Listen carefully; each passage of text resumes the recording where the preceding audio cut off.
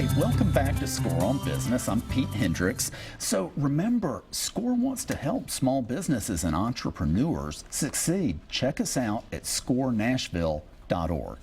And next we've got John Maddox. John, thanks for being here. Thanks for having me. I really appreciate it. Well, you've got some great information. So John is both an entrepreneur and the head of the funding practice at Serious Startups. He's also the managing director of Startup Equity and Joint Ventures at Dev Digital. What really caught my attention is that he has developed an innovative new way to provide funding to entrepreneurs and established companies. So, John, can you share your experience relative to being a mentor for early stage entrepreneurs? Well, I can't really say that I've been a mentor for all that long. I've actually learned a heck of a lot from ones that I've become involved in. I've started to take that role in some aspects, but one of the things I've really learned about mentorship and its importance for startup founders is really from my own experience, not from I've learned so much through people I've engaged with to mentor myself. But one of the reasons I become so involved in trying to connect the right individuals with the right type of people to help them is I've been a serial entrepreneur since college, and that up until relatively recently, I was obsessed with doing it myself. I didn't need those other people to help me, and I really wasn't prepared to subjugate my own ego.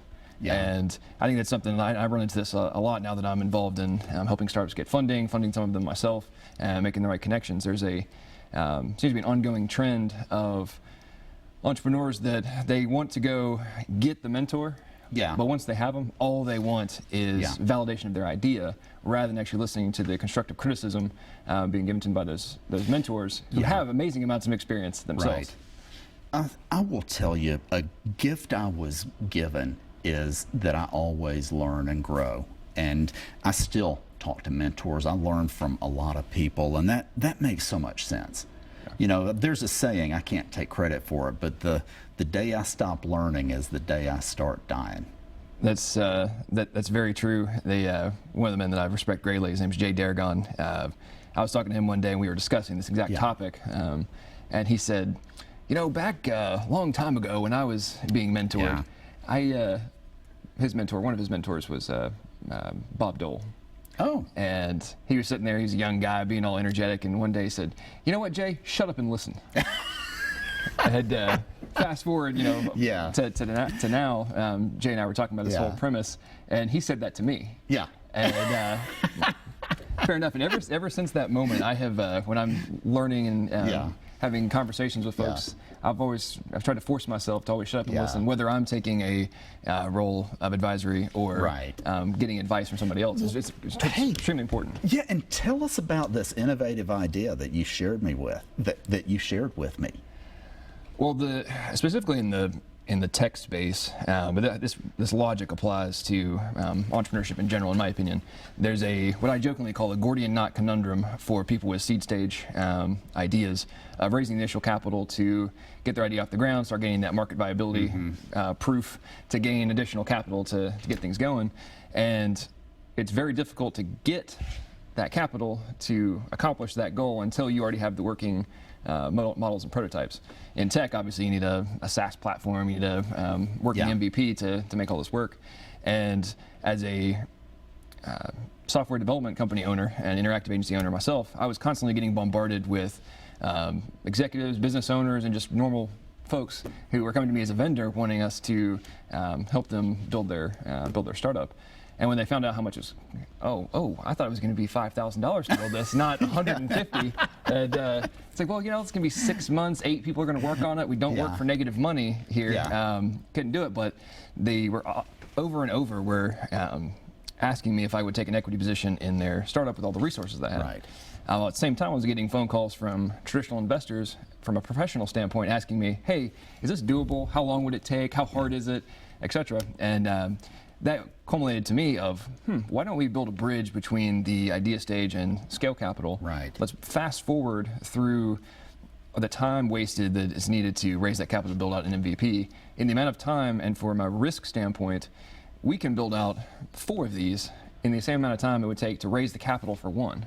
And if I overcome the concern with short-term profit and look at long-term ROI, it's much more valuable to me than just being obsessed with, hey, what's my growth, revenue growth this year? And so what I'm really trying to do is build a bridge between professional, traditional capital, and entrepreneurs, so that we can fast forward and improve market value as fast as possible. Right. You know, a couple of things were really impressive to me within that, and one is the efficiency that your model brings, because if somebody is fortunate enough to have capital, they go hire someone to do the software.